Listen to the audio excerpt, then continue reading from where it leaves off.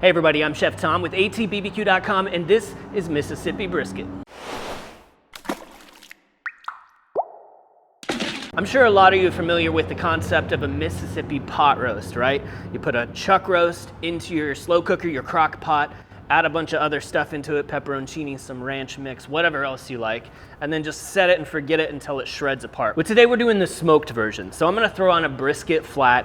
I did mine overnight, low and slow at 190 degrees, just let it soak up that smoke, get a nice bark on it. And in the morning, once you've achieved that bark that you like, then we're gonna move it to a foil pan and actually kind of braise it. So a little bit of beef stock. You'll see it all here in a bit. Let's get started by seasoning up our brisket. We're working with a Creekstone Farms flat right here. So this is the flat, it's the lean meat that comes from the brisket. There's just a little bit of that point left on there, the fatty stuff.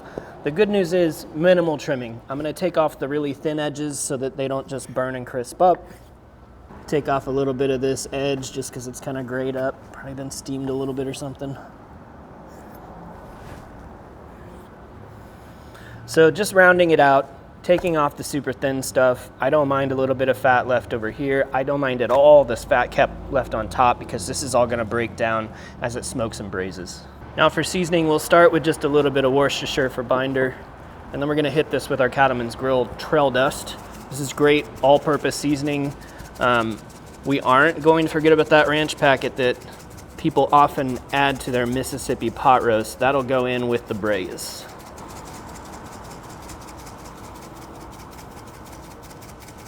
Hit the sides. We'll let this set up and then we'll flip it and do the other side. Slather and lather that W sauce and load it up with seasoning. We're smoking our brisket on the Yoder Smoker's YS640S pellet grill using hickory pellets. Now you've got a couple of options when it comes to time and temperature. I started a brisket last night before I went to bed, just smoking it at 190 all night, soaking up the smoke. But if you want to go a little bit quicker, then you can start at 250 and knock a few hours off your cook time. This is going to go right here on the top shelf. Next to it, we have the one that I started last night, so we're keeping an eye on that temperature. You'll see that here in a bit. I'm gonna do some smashed potatoes to go underneath our Mississippi brisket. Now, these have just been cooked on the stove top in some water, warmed up some half and half. Got 5 pounds of potatoes. I'm gonna throw in some butter that's room temperature. Hit it with some salt and give it a mash.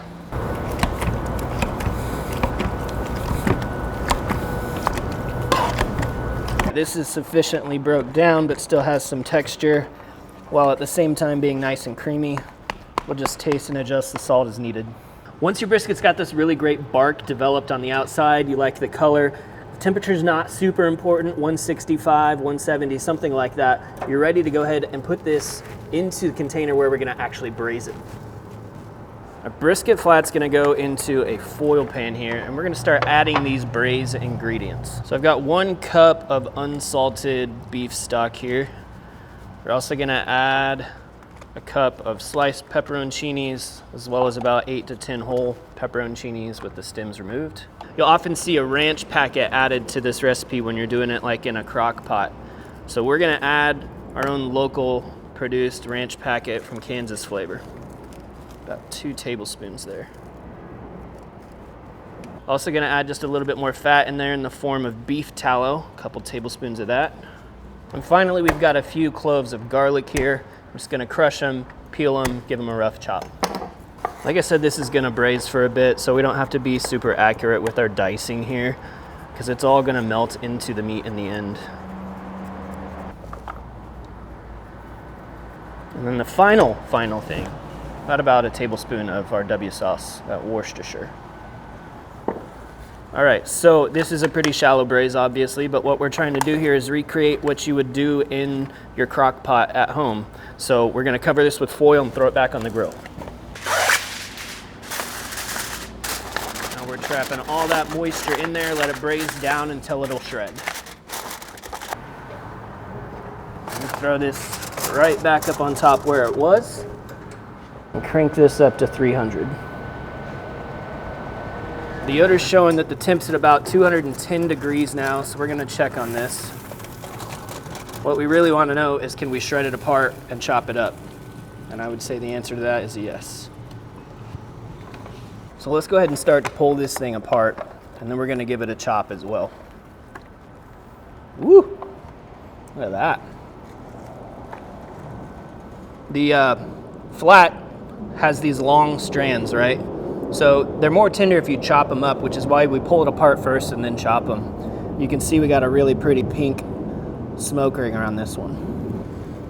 So I'm gonna pull these right onto the board rather than throwing them back in the juice yet, but we will return them to the juice once we get them chopped. So just give that a quick chop. We'll work in batches and throw it back into that braising liquid.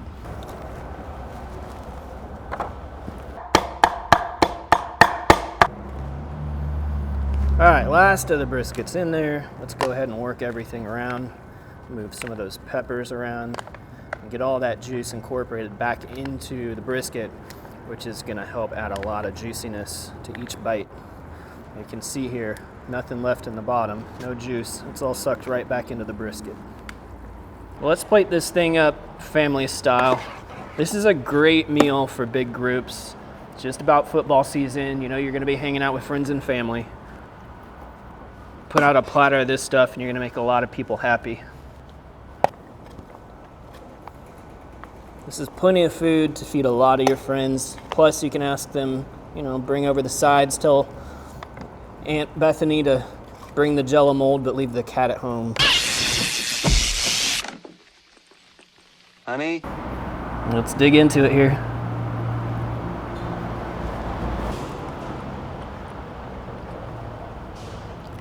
Well, that's pretty dang good comfort food right there.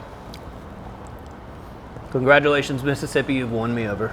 I love the acidity that those pickled peppers bring to this brisket.